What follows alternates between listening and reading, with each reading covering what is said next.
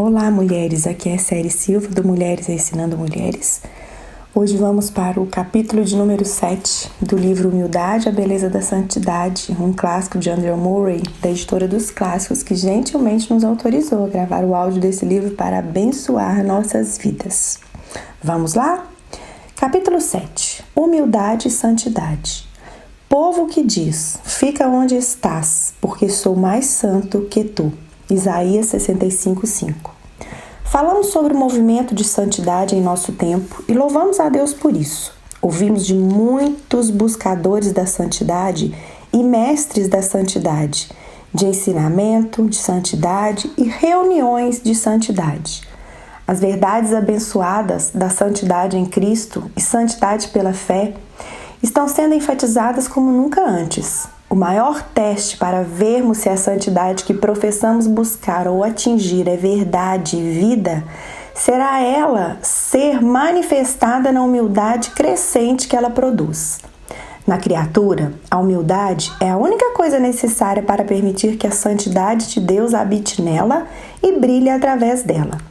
Em Jesus, o Santo de Deus que nos faz santos, a humildade divina era o segredo de sua vida, de sua morte, de sua exaltação.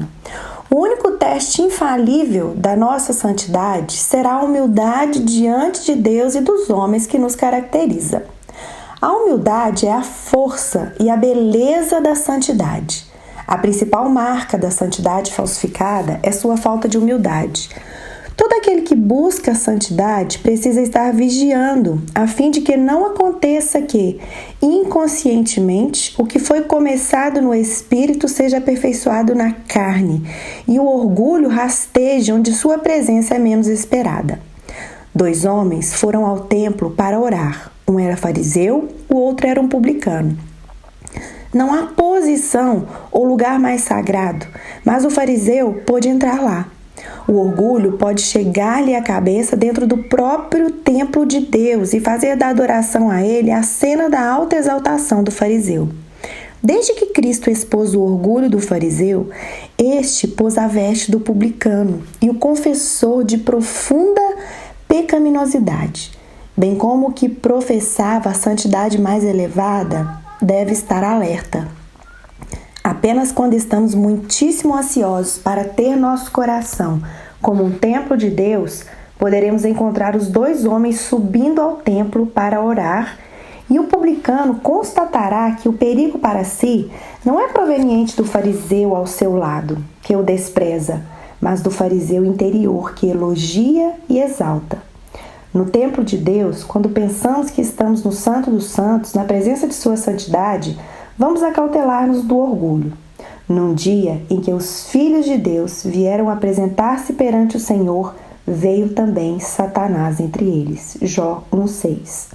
Ó Deus, graças te dou, porque não sou como os demais homens, nem ainda como este publicano. Lucas 18:11. O ego acha razão para sua satisfação naquilo que é apenas o motivo para as ações de graças, nas próprias ações de graça que rendemos a Deus e na própria confissão de que Deus fez tudo isso. Sim, até mesmo no templo, quando a linguagem de penitência e confiança somente na misericórdia de Deus é ouvida, o fariseu pôde começar a louvar e, agradecendo a Deus, estar congratulando a si mesmo. O orgulho pode vestir-nos com vestes de louvor ou de penitência. Até quando as palavras "não sou como os demais homens" são rejeitadas e condenadas, o espírito delas pode também muitas vezes ser encontrado em nossos sentimentos e linguagem diante de outros adoradores e homens como nós. Se você deseja saber se isso é realmente assim, apenas ouça a maneira como as igrejas e os cristãos geralmente falam uns dos outros. Quão pouco da mansidão e bondade de Jesus é vista. Tão pouco é lembrado de que a humildade profunda tem de ser o princípio predominante do que os servos de Jesus dizem deles mesmos ou uns dos outros. Não há muitas igrejas ou assembleia de santos, muitas missões ou conferências, muitas sociedades ou comitês, até mesmo muitas missões nas distantes terras de idolatria, nas quais a harmonia tem sido perturbada e a obra de Deus impedida. porque os homens que são considerados santos provaram em suscetibilidade, precipitação e impaciência, em autodefesa e autoafirmação, em julgamentos severos e palavras grosseiras, que eles não consideram outros melhores que eles mesmos e que sua santidade não tem pouco da mansidão dos santos?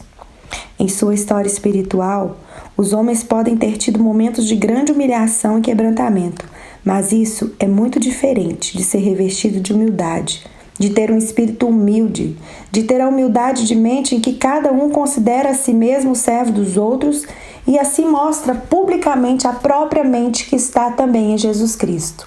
Fica onde estás, porque eu sou mais santo que tu. Que paródia sobre a santidade!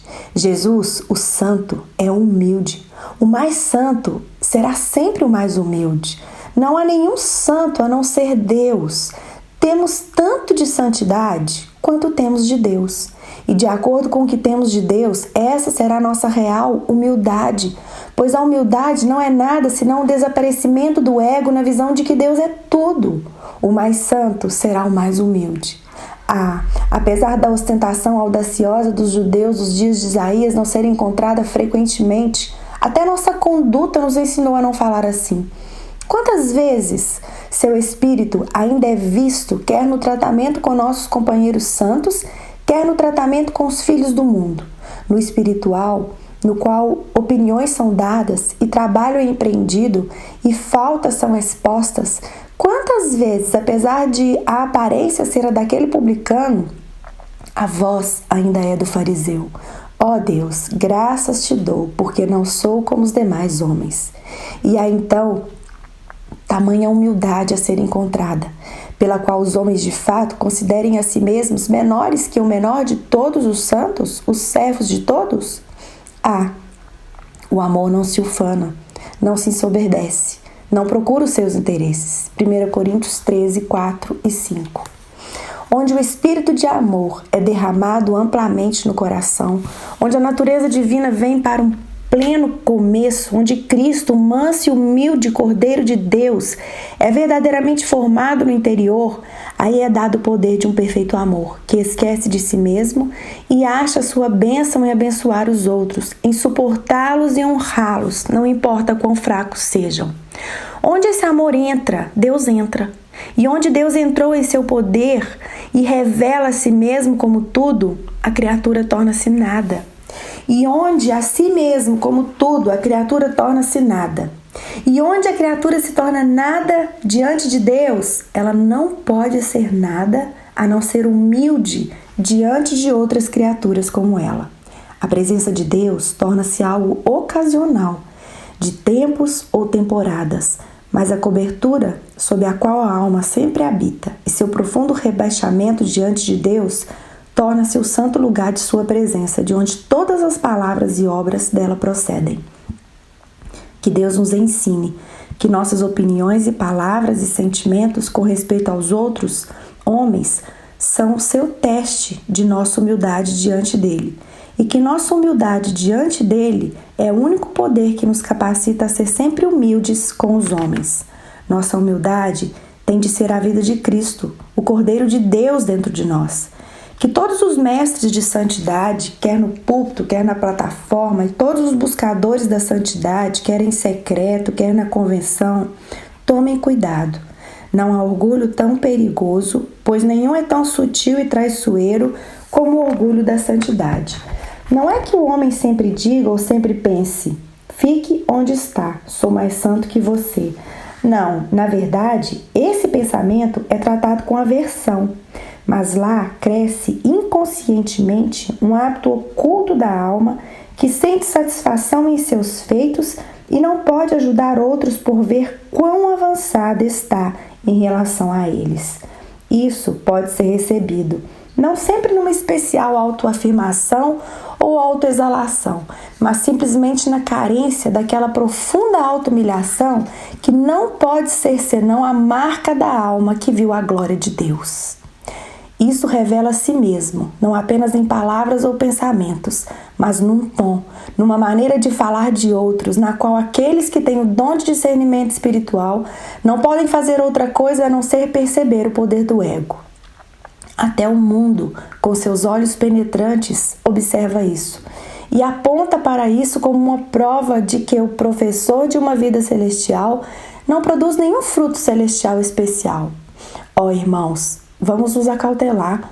A menos que façamos com que cada avanço no que pensamos ser santidade corresponda ao crescimento da humildade, perceberemos que temos nos deleitado em belos pensamentos e sentimentos, em atos solenes de consagração e fé, enquanto a única marca segura da presença de Deus, o desaparecimento do ego, esteve o tempo todo ausente. Venham e vamos fugir para Jesus e esconder-nos nele, até que sejamos revestidos com sua humildade. Somente isso é nossa santidade.